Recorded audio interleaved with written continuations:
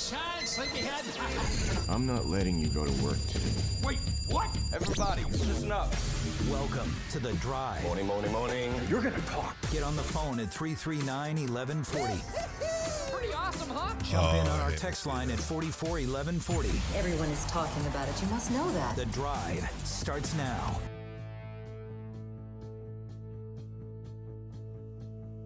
Kyle has mosquito issues, telling me off the air right there. Yeah, there's a mosquito flying around. Mosquito. Well, there was. It's dead now. Mosquito housefly bee. Ooh. Rank best to worst. Mosquito, housefly, bee. Okay, so I'm gonna go mosquito best because they're the easiest to get rid of, and you can just throw some spray on and they won't mess with you. Housefly comes after that because Can't get rid of them, or it takes a while. Yeah, but it just like they can't hurt you. Like they're just annoying. Yeah, And then bee because a bee can sting you. A bee Yeah. can cause physical. bees are scared of you though, but they can also smell fear, just Right. like dogs. Yep, exactly. Welcome into The Drive, Hour 2. Chris Biederman of the Sacramento Bee has been out at the Combines in Indianapolis. He's going to join us at 8:05. Big event tonight at the Golden One Center. 7:05, somewhere in that neighborhood. Big event going on tonight at the old G1C. My daughter and her school band will be playing the national anthem. Also, I hear there's going to be a Kings game.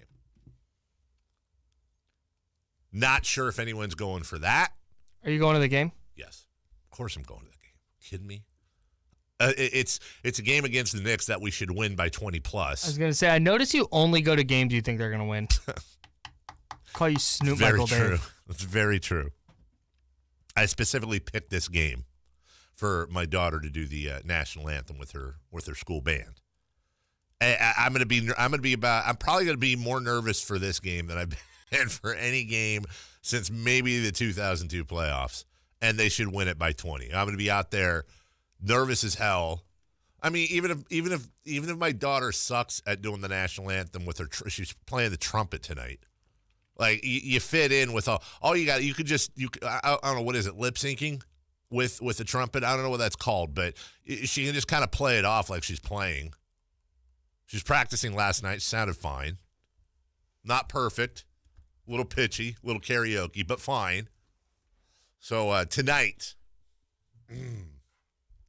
expect everybody to be in their seats, at attention, watching my kid do the national anthem. Everyone. I want to see anybody in lines. I want to see anybody buying food or drinks. You can do that during the game. Just be there for the national anthem. We'll be good. You know that like brief silence right before the anthem starts? Yes. All of a sudden, you just hear you walking around the concourse like, get in your seats! Show some damn respect! No, You know how hard these kids work! that silence, you're gonna hear it. You're gonna hear that silence, and all of a sudden, you're gonna hear a low, nasally voice go, "Let's go, Avery! Yeah!" Somebody, one of our longtime listeners, he listens almost every day. I love this guy, saying that the app is not currently working. I tried it on my iPhone; it was working fine. He sent me a screenshot. He's got an Android. My suggestion is, we'll get that to our peeps. But if the app isn't working for you for some reason, I would try opening, closing it. If that doesn't work, just go to kh2k.com. You should be able to listen right off the page. Before we get into the Kings, did you notice your guy DeMarcus Cousins finally gave up the battle? It's been a long few years. He's been fighting this kind of silently to himself. A lot of people don't really realize what he's been going through. Yeah. And over the weekend, I'm really proud of him. He finally succumbed to the hairline. Yeah. And he has gone bald. Yeah. Now, he still has some work to do. He clippered it looks like. Mm-hmm. Los Angeles clippered his hair. Looks like there's still, He Los Angeles clippered his hair because it exited a little bit earlier than it probably should have. Mm-hmm. Hey-oh. Because the clippers are. Yeah, exactly. but DeMarcus is now bald. So good luck to DeMarcus as he tries to battle Father Time. He'll be losing. From the 209, interesting. Dave admittingly only goes to games he thinks the Kings will win, but Snoop has a similar mentality and Laker fans are bad. Okay. Not sure if serious, but if you're that dumb to think that was a serious thing when I said that, then I probably would suggest you don't operate heavy machinery. Kings, Knicks tonight. Let's take a look at the playoff update. As people are going to say the Kings are 3 games now behind the Los Angeles Clippers. While that is technically correct, it's really incorrect. The Sacramento Kings are 4 games behind the Clippers with 20 to play. Why am I saying that when they're technically only the Kings are 4.5 games behind the Clippers with 20 to play. Why am I saying it like that? Because the Clippers are 36-29. The Kings are 31-31, and that is a difference if you just look at the numbers of 3.5 games. But the Clippers hold the tiebreaker, which means the Kings would have to finish a game ahead of the Clippers in order to make the playoffs. So for all intents and purposes, you're going to need to add a game to the difference between the Kings and the Clippers. You can sound smart at the water cooler if you do that. Now, they're also 3 games behind the San Antonio Spurs, 2 games behind them in the loss column.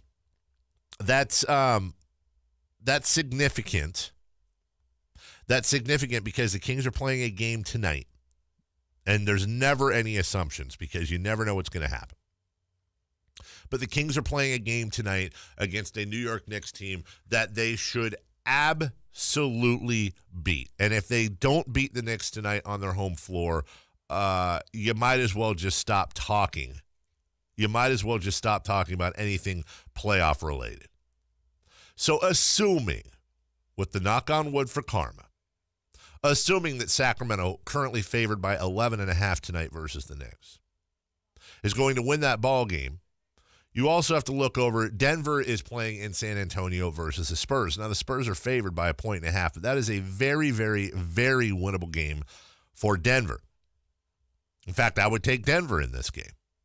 Should Denver beat the Spurs, I don't care what Vegas is saying. I think Denver will probably beat the Spurs. Should Denver beat the Spurs and the Kings beat the Knicks, and I'm looking here real quick, I'm wondering why Denver's favored in this game. They did not play yesterday, and I don't know of any major injuries they're going through right now. Then the Kings would effectively be a game behind the Spurs in the loss column. That is also significant because they play San Antonio in San Antonio a little bit later on this season. So should they fall a game back of San Antonio tonight, that would effectively mean that the Kings control their own destiny. I know we're way too early to do that at 19 games. But that means that it would be high noon should things hold up Sunday, March 31st, as Sacramento would go into San Antonio. Should Sacramento beat San Antonio, even if they were just a game back, that would tie them up. That would also give Sacramento the tiebreaker in that game, unlike with the Clippers. And if you look at San Antonio's schedule, they host Denver, then they host Milwaukee day after. It's a weird quirk for them. They play at home against Denver tonight. They go to Atlanta Wednesday, and Atlanta's been playing fairly well. Then they host Milwaukee on Sunday. They still have Milwaukee, Denver, Portland, Golden State, in Boston, in Houston, the Kings, in Denver. Well, and that's really about it. They finish out with Washington, Cleveland, and Dallas. So I think what we learned from Friday's game, at least when it comes to the playoffs, is that although not impossible mathematically, the time of looking at the Clippers as the team the Kings are chasing is effectively over. The Kings' really only legit shot at getting into the playoffs this year is going to be to catch the San Antonio Spurs. That's what it comes down to, and that's who we should be scoreboard watching. If you want to scoreboard watch the Lakers a little bit, you can. The Lakers are currently a game and a half behind the Kings. And, of course, with LeBron James, you just never know. but they're playing terrible basketball. They have lost 4 of 5. They lost against Phoenix. And they still have, thank you, Kyle. They still have the Clippers, Nuggets. Their next 3 games are Clippers, Nuggets, Boston at home. And they still have Toronto, Milwaukee, the Kings, Utah, Oklahoma City, Golden State, the Clippers, and Portland, and Utah once more. Kyle, it would take a miraculous LeBron James, put the entire roster on his back. It literally would be a miracle for the Lakers to make the playoffs, with that, especially with that schedule remaining. That is a brutal remaining schedule. Yeah, I've thought they were out of it for a while just because of the vibe around that team, and their loss against the Suns was just like, that was a new low point. And the play where LeBron went to inbound it and threw it off the backboard. Did you see that? I did, off the back of the backboard. Yeah, so the Suns make a shot. LeBron, if you didn't see the play, steps onto the baseline to inbound the ball, but like lazily just kind of overhand throws it and slams it off the back of the backboard into the seats, which is out of bounds, Suns ball. Yep. Like that was a play by a guy who's done with this season. Yeah. He might put up numbers for him like his own legacy, but he's not trying to win games. Not at this point. He'll take the draft pick. At this point, he'll take the draft pick, and they're going to do a lot of work, you would think, in the offseason. He's going to do a lot of work behind the scenes trying to organize that team together. LeBron just got there. You got to give him a chance to make some trades, sign some free agents, you know. It's time to call Sierra Pacific for this winter's best deal on a new furnace. Maybe he'll call Sierra Pacific. There you go. Call Sierra Pacific now, 800-551-3040. Chris Biederman of the Sacramento Bee coming up to check in from the Combine in Indianapolis. And we have a couple of Combine questions and 3 for Madness next. Also, MMA as well as Jon Jones, the greatest fighter in the history of the sport. We'll tackle that next. Sports 1140 KHTK. Welcome back to The Drive. Time for 3 for Madness. The right wing fires up a 3. Count it on a foul! Lets the 3-point shot fly. Oh, he's done it again! 3 for Madness. Oh, he's done it again! Time for 3 for Madness. 3 questions, 3 answers. Just did a costume change, Kyle. Yeah, you did. Sweet kit. It's a nice kit you got on. My thanks to Omar and everybody down at the Sac Republic, who are longtime partners of ours. Of course, we're huge fans of theirs. They got the new kits they released, I believe Friday. They made me one. I mean, literally made me one. I'm wearing it right now. You can check it out on the Sac Republic sponsored video. Show the stream with the back. Look at this. How about that, man? Good thing I didn't eat over the weekend. My goodness gracious. Look at that. Look at that.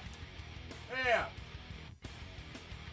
We're gonna get a picture of that and put it on the 1140 Instagram. It's not the name on the front; it's the name on the back, Kyle. That's what I like to say. Yep, me not we. Me not we. Yeah, they put my name on the back. Well, one of my names, Carmichael Day.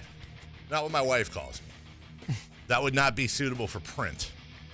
Thank you, guys. They put a nice note in here as well. Love me some Sacramento Republic.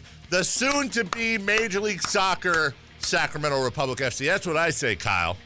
Way to jinx it. Wow. I know, right? Wow, you don't. Dave hates Sac Republic. 3 for Madness, brought to you by Fire Wings. 21 different flavors to choose from. Firewings.com. Just wing it. Is Jon Jones the greatest MMA fighter ever? He is, but it's going to have an asterisk, and I get that. It's going to have an asterisk because of his drug testing failures. But yeah, he is. He's the greatest. And much like Barry Bonds, I think it's kind of similar. I don't think, and we'll never know, but I don't think Jon Jones needed drugs. No.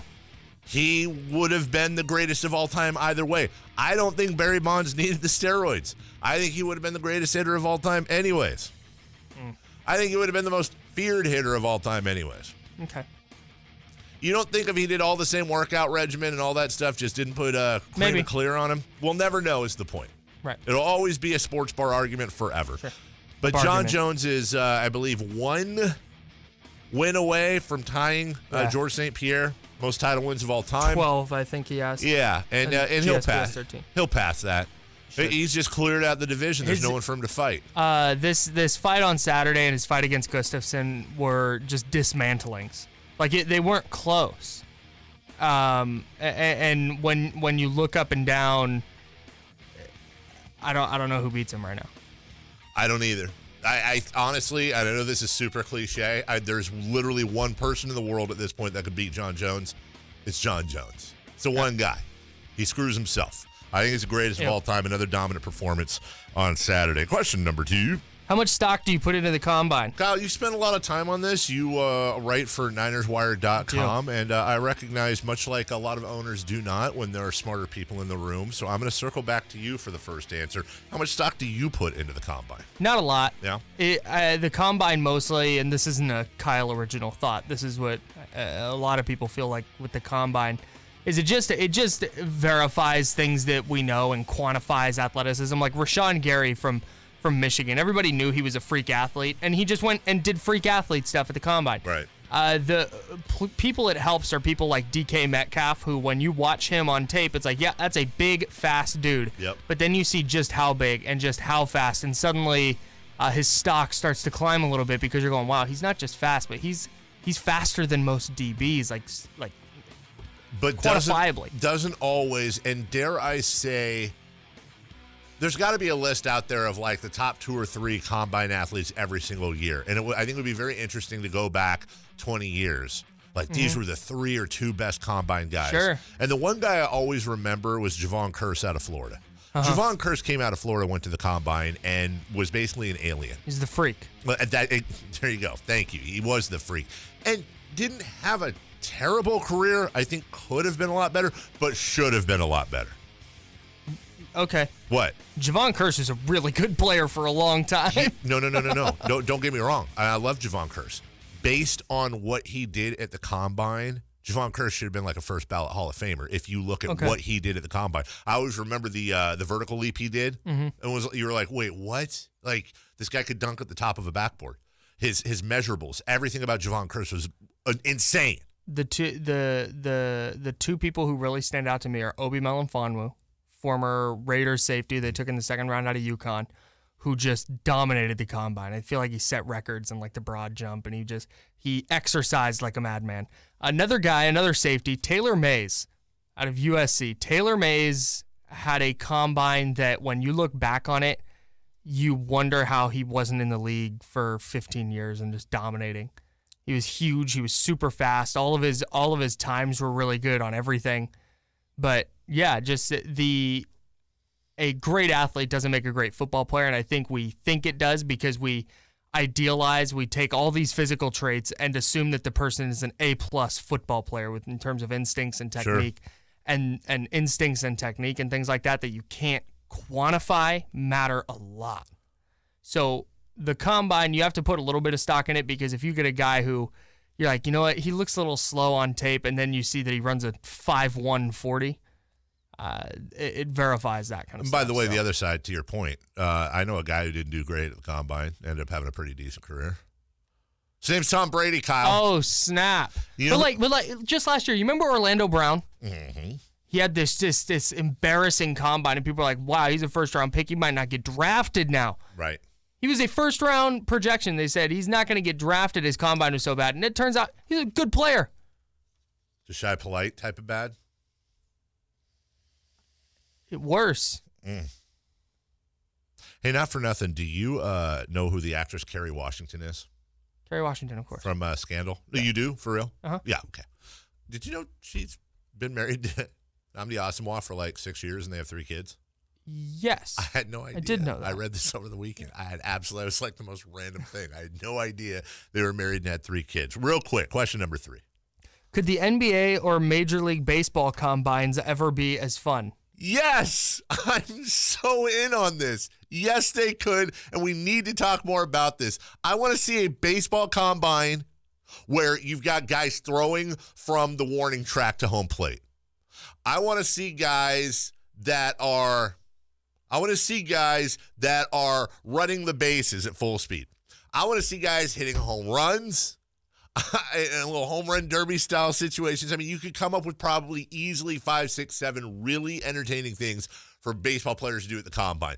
Basketball players, have them do the skills contest all over the place. I want to see them shooting three-pointers like in the three-point contest. I want to see a dunk make it a whole freaking weekend. You could absolutely pump up the baseball and basketball, quote, combines. Change it around a little bit. Would they be as fun as the NFL? I don't know, because NFL fans are the freakiest. The issue you run into is in basketball, there's just not that many prospects.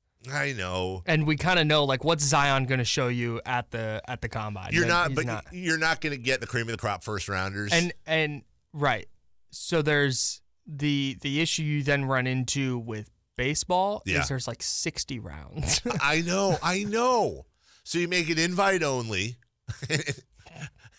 Well, the NFL combine's invite only. Right. I'm saying you don't let it because of the way baseball is. You don't just let Willie Mays Hayes show up, Wesley Snipes' character in Major League. You got to make it invite only. Leadoff hitter on a World Series team. Why would he not show up? I think we could do more with those. We'll take a break. From the Jiffy Lube text line, those married? They're married. Those two. That is awesome. Wow, that's from Rich. Really strong from Rich. Really strong. Kings Knicks tonight.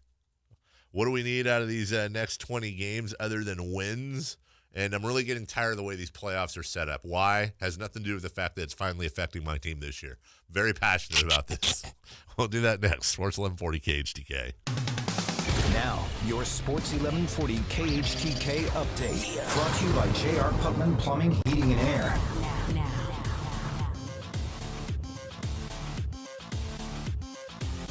This is Kyle Madsen with your top stories on Sports 1140. No, you forgot your name, stupid.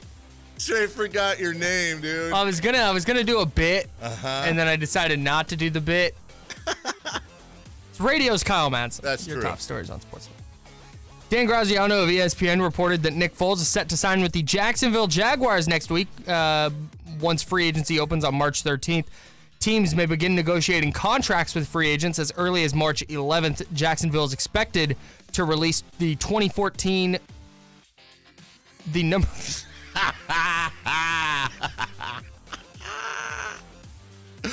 Take two.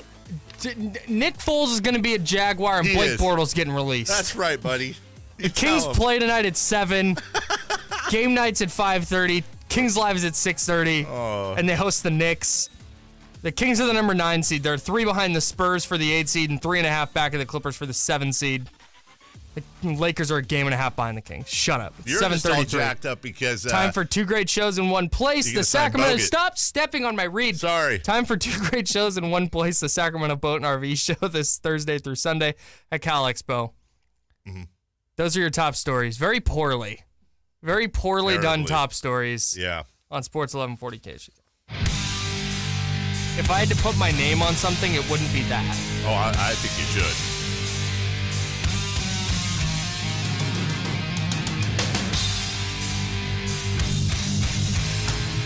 The least professional show in the entire station. And they'd like to apologize. To everybody. For absolutely nothing. I'm going to apologize for that last time. The drive continues now. That one's going on my reel, by the way. It should. Voice guy, that was perfect. Welcome into the drive. What I have been told, Kyle, is National Snack Food Day. We'll be getting to the Kings here in just a second. National Snack Food Day. Do you have a go-to, and this will be your drive question of the day. Forget price, forget everything. You get one snack food for the rest of your life. What's it going to be? What's it going to be, Kyle? Chips and salsa. And thank you. That's a great answer. It can't be like steak. Yeah, like a snack. A snack. Like you go to a like party, right? And when you walk in the door, the stuff that's already laid out. That's right. Not the stuff that's getting made for the entree. That's right. Like when Kyle gets all dressed up to go out on the town, he's a snack. Right? Looking like a whole snack. So you say chips and salsa. Yeah, I prefer chips and guac, but Then why not say chips and guac? because here's why. Because I think snack is in like I'm gonna walk into my house after the show and go, you know Just what? grab it. I want something to eat. I don't want to have to make the guacamole. And I know they have the pre-sale like things of guac, but I want to just open a jar of salsa and pour it in. Okay, so since this is our question of the day, I think that's an important distinction that you made. This has to be something that you can literally walk into your cabinet or your fridge, You don't have to like, grab and eat. This is grab and eat. This isn't you have to make a 4-layer bean dip. No. Jay, go-to snack food, buddy. This one's going to sound a little weird. Please don't but roll say with me here. lettuce. No. Okay. Goldfish. Like the actual fish. No, the crackers, those sodium-filled little pieces of orange cracker are just amazing. This is how you know Jay's a dad. They're wonderful. Yes, I steal my sons all the time. Hey, Jay. Fact, yeah. Jay, look at me. Okay.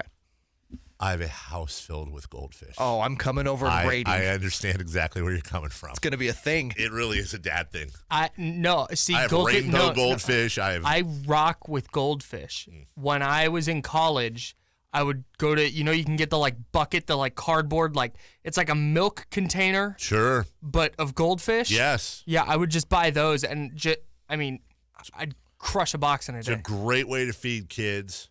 They all enjoy it. We have those giant milk cartons you're talking about, all different types of baked, barbecue. Have you had the white cheddar? As a matter of fact, I have, and it is wonderful. My favorite goldfish. You're Wonderful. 100% correct. Can we real quick, since we're on the subject, Yeah. I think we need to get this out in the open. National Snack Food Day. Goldfish are vastly superior to Cheez-Its. Absolutely 100% correct. I'll roll with that. Like, I like a Absolutely Cheez-It. will roll with that. White cheddar Cheez-Its above regular Cheez-Its all day. But if you give me the choice, I'm taking Goldfish 10 times out of 10. I'll roll with that. I agree with that 100%. Please, bacon wrapped shrimp is not a snack. It's not a snack. You can't just roll into your cabinet and be like, I think I'm going to try this can of bacon wrapped shrimp. Guys, I would go with smokehouse almonds. That would be mine. Oh, that's really good. That's That's pretty good. really strong. Thank you. I the sodium might be a little up on that one, but That's fine. I'm eating chips and salsa. yeah, exactly.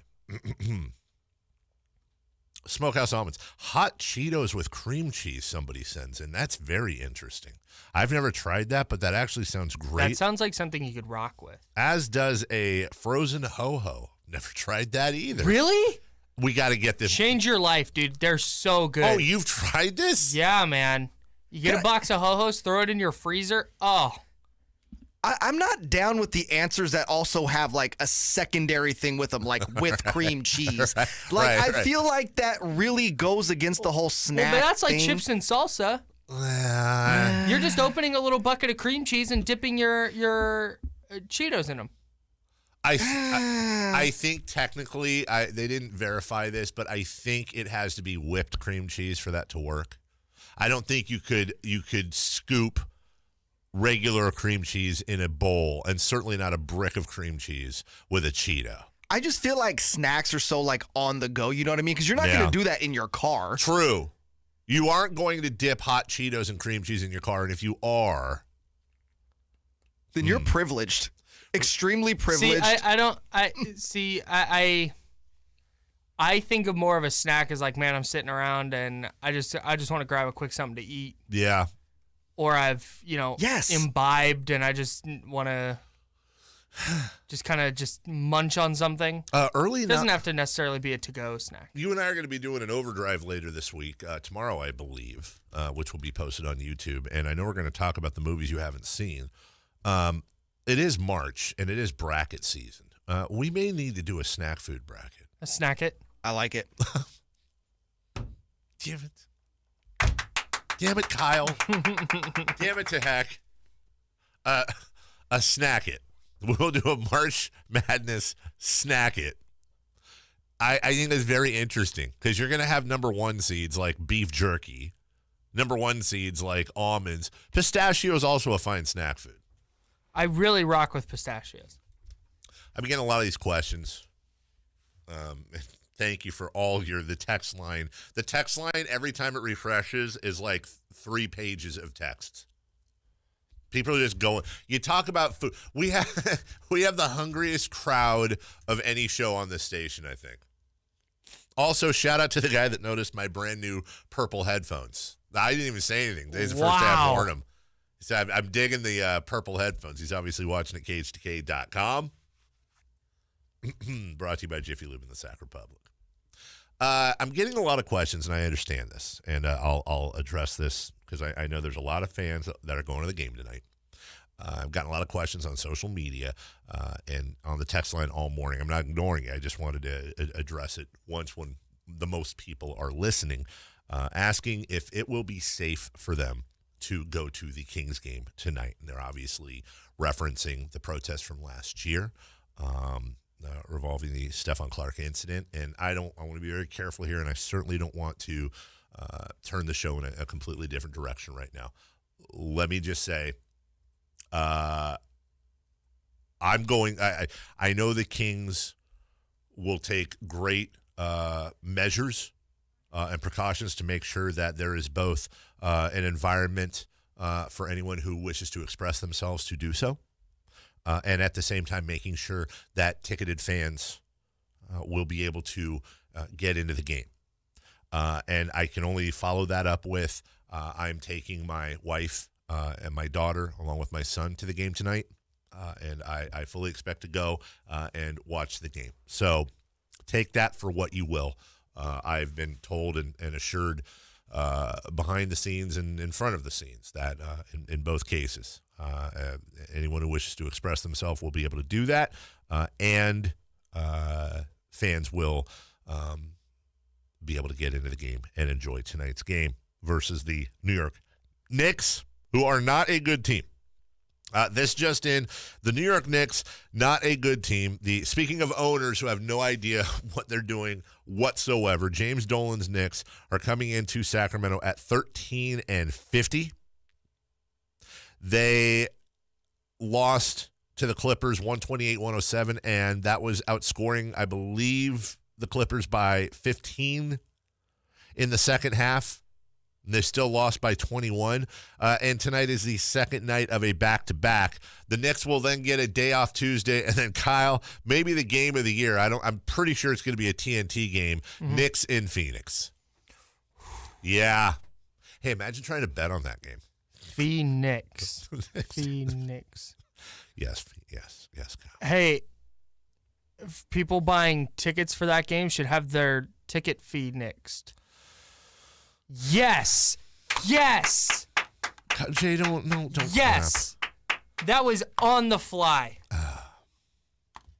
The Knicks broke an 18-game losing streak in Atlanta versus the Hawks on the 14th. Since then, the Knicks are actually 3-3 since February 14th, with wins in Atlanta, at home versus San Antonio, and at home versus Orlando. Oh, man. Which brings me to a point I was going to bring up at 8:30, but since we're segueing into it so well, Kyle, do you know what I think the weirdest team in the NBA is right now? The Galapagos in the NBA. Finches? In the NBA, Kyle. The weirdest team in the NBA right now? It's not the Lakers. It's not even really Indiana, who's still in third place in the East without Oladipo. Is it the Detroit Pistons? The Detroit Pistons were there for a minute. The Orlando Magic are the weirdest team in the NBA to me, and nobody's looking at them. The Orlando Magic, okay, had a 5-game winning streak starting February 1st. They are 8-3 in their last 11. And here's some of their wins, Kyle. They beat Minnesota. They won in Milwaukee. They won in Toronto. They beat Golden State at home. And they just beat Indiana in Indiana. Oh, and then, by the way, turned around and lost by 14 to Cleveland. But think about that. They've won 8 of 11, counting the Cleveland loss. And you heard and those teams. A bunch of them are the top 3 teams in the league. In Milwaukee, at home against Golden State. And Golden State, granted, was coming off a back-to-back. But still, you figure they're pissed. They lost to Miami. I understand. They went into Indiana and beat Indiana. Indiana's been playing fine. And they won in Toronto. What the hell is this team? We don't talk about Nate McMillan enough, by the way. When we bring up coaches of the year, I think we talk about Nate McMillan just enough. I think we talk about him just enough. I feel like Nate McMillan should be talked about once a month. No, I just mean like when we bring up coaches of the year. I agree. I think Nate McMillan has to firmly be in the conversation. He should easily be top 3 with what the Indiana Pacers have done. They are 41-23. They are a half game ahead of the Sixers for the 3rd spot in the Eastern Conference. By the way, just to finish up on those Orlando Magic, they are currently tied with by games, but ahead in percentage points of the Charlotte Hornets for the 8th spot in the Eastern Conference. Not for nothing, but just to put that in context, by the way, if the Sacramento Kings were in the Eastern Conference, they'd be tied with the Detroit Pistons for the 6th seed. The Kings would be the 6th seed in the East. So let's see if this makes sense to you. The Sacramento Kings have played a really difficult schedule, in large part because they play the large majority of their games against the Western Conference, which is very good. So not only have the Kings played the tougher schedule than the East, but they're also doubly punished because they're in the West by not being in the playoffs. I'm not even going to go with the whole, for example, Detroit, Kyle. Detroit's 31-31. I'm not even going to go with the whole, if the Kings got to play Detroit's schedule, I wonder what the Kings' record would be, which I promise you would be higher than 31-31. I don't know if you know this or not, but 9 of the 16 teams in the Eastern Conference are below 500. And the Kings are 22-7. Versus teams below 500. Imagine playing all those teams 4 times a year.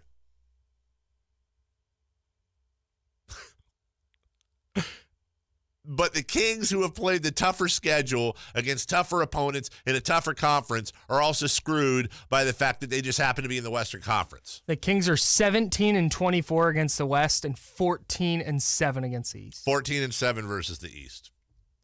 14-7 versus the East, Kyle. Chance to go to 15-7 tonight against the Knicks. Let's just have some funsies and say they will go to 15-7. So let's see, 15 divided. That's a 681 clip. Not bad. Not bad at all. Hey. What?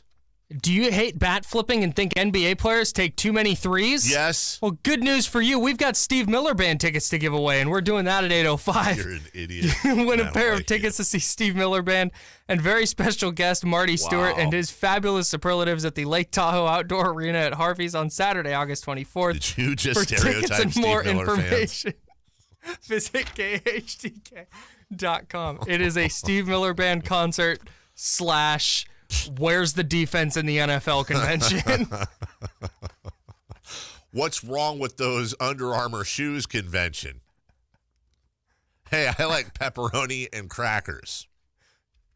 There will be Nike Air Maxes everywhere. Not Air Maxes, Air Monarchs. Dockers, just khakis. And you know what? I'll be there too, Kyle. I know you. Point being. Yeah, so I don't know, man. I don't know what the deal is. And every year... We're giving those away at 8:05, by the way. Set your alarm. I forgot I didn't say that.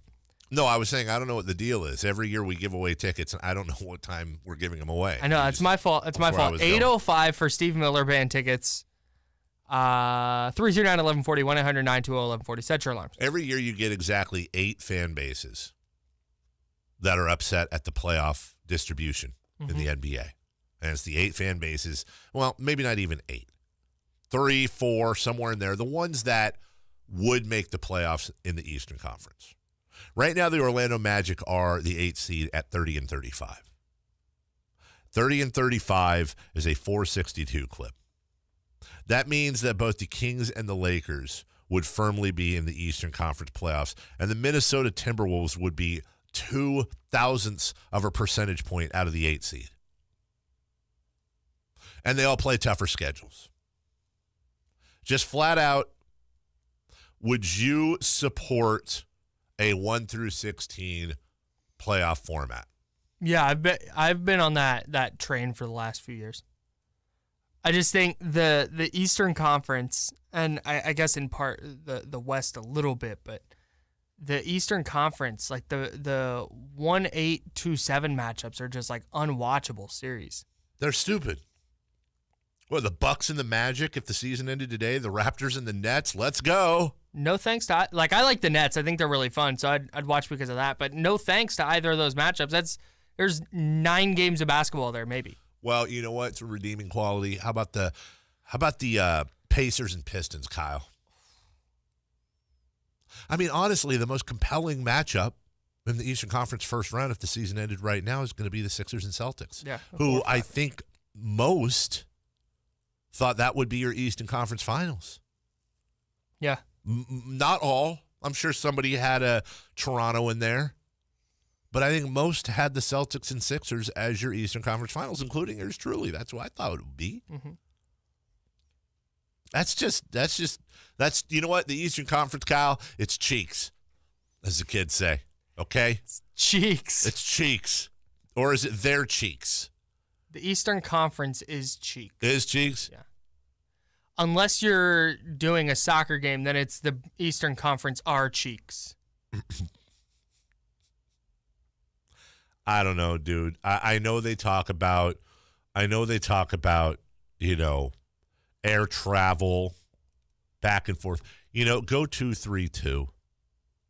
You give them a day off in between, even a couple days off. I understand that the season stretches into June, but to be quite honest with you, I'd rather them back it up to 70 games and go that way, or 75 games. It's just a joke. You get a free pass at an Eastern as an Eastern Conference team. It's an easier road to the finals even once you're in the playoffs. And I don't even like going here, but let's just be honest. When LeBron James and the Cleveland Cavaliers beat the Golden State Warriors, if I'm a Warrior fan, I'm sitting there and I'm going, okay, well, that's awesome and all, but you know, there's also something to the fact that by the time we got to the NBA Finals, we'd already gone through a bunch of juggernauts. Thank you. No. Shut up. I get it, though. I do get that point of view. I just don't like seeing a team like the Magic at 30 and 35. Let me change that. I don't like seeing a team like the Detroit Pistons, a team that is clearly inferior to the Sacramento Kings. The Kings swept them this year. And they played an Eastern Conference schedule. And they're firmly in the playoffs by a good 2.5, 3 games. They're a 6 seed. That's gross to me. Meanwhile, Kings fans out here playing the third toughest schedule in the NBA and sitting at 31 and 31 are mathematically not likely to make the playoffs.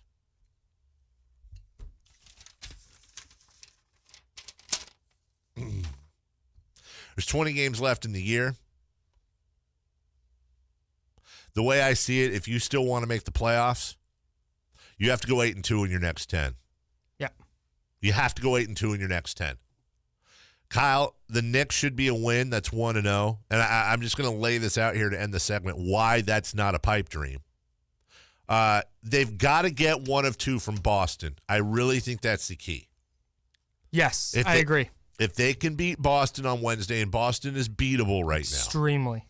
That's 2-0. In New York is 3-0. In Washington is 4-0. They lose at Boston, that's 4-1. They lose at Philadelphia, that's 4-2. And they've played Philly pretty well. They have. I'm going to chalk it up as a loss, and hey, sure, who knows? Sure. But here's my point, Kyle.